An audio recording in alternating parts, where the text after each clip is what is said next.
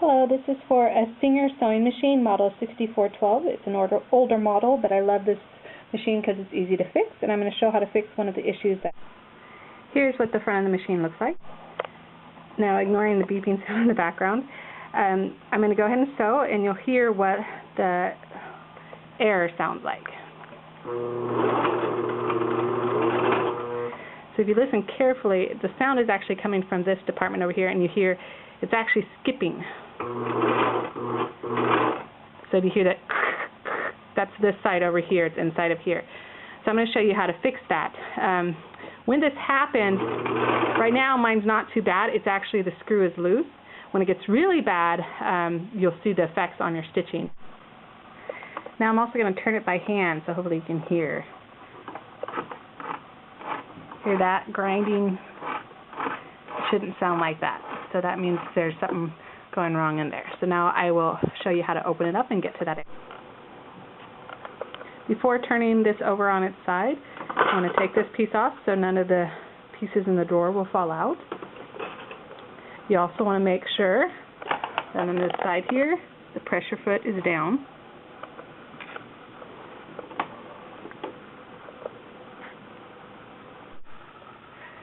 With the pressure foot down, you can then place it on the side like this, and that means you can access this bottom here.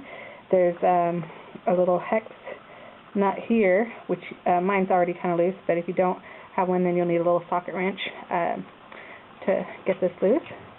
So that comes off there, and there's a washer, and then there's, let's see, I think there's a screw here, and then 3 here. After removing the 3 screws, the nut and the washer, you're then ready to take this part off.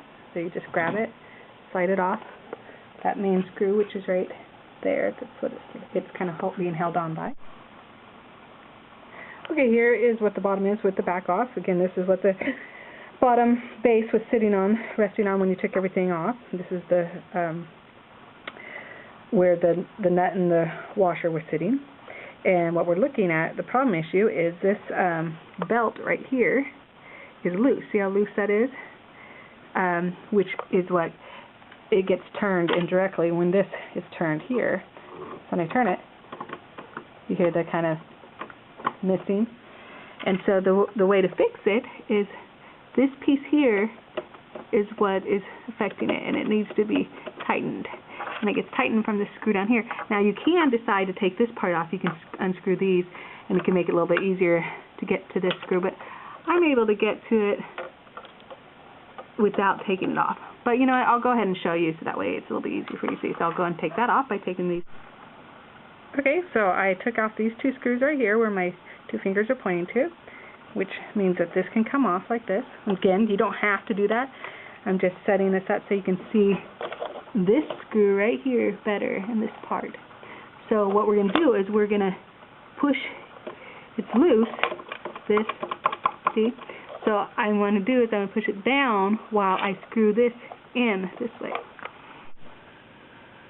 Okay, so with this left hand, I'm going to push down on the black metal piece, and with my right hand, I'm going to twist in the screw. It's a Phillips screw, and I'm going to tighten that in right there. And now if I wiggle it, it doesn't move. So the next step is, if you did decide to move this white piece, is to go ahead and line it back up, put those holes, and then screw those 2 little screws back in. Okay, so we have the 2 screws in here holding the power in place, and I'm going to take the base here, hold it like so, and then this hole here, I'm going to thread it through this guy here. And you may have to lift up this a little bit with your right hand, just to make sure to line. Okay, there we go. I actually didn't need to lift up on this part. I just slid this in. It's lined up right here, and now I can screw in the 3 screws, 1 there, and then 2 on the bottom, and the nut and the washer. I'll probably do the nut in the washer first because it's easiest, and then that holds the rest in place. And again, here is the 3 nuts and or 3 screws and the nut in the washer. Okay, so these 3 screws have been screwed back in. The washer and the nut have been in as well, and I just tighten those by hand. These I used the Phillips head screwdriver. Now you can flip it vertical again. Okay, so we flipped it vertical, and I plugged in the power cord again, and go ahead and take this piece and put it in here and snap it in, and you're ready to go. And I will sew on a piece of fabric so you can hear the difference of it being fixed versus broken as before. Okay, so now I'm going to show you what it sounds like when it is fixed.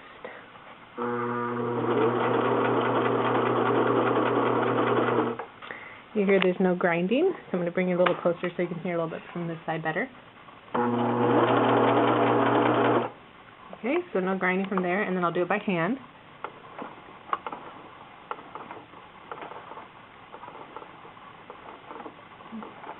And also note, like when I'm doing this with my hand, I don't feel any like skip. It's all continuous.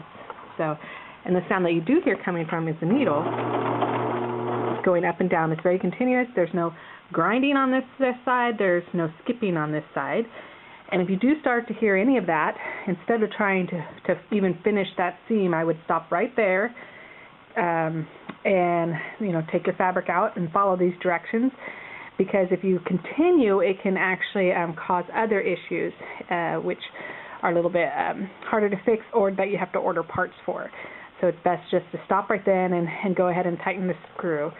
Another tip I have is to make sure that the screwdriver you're using the head is big enough.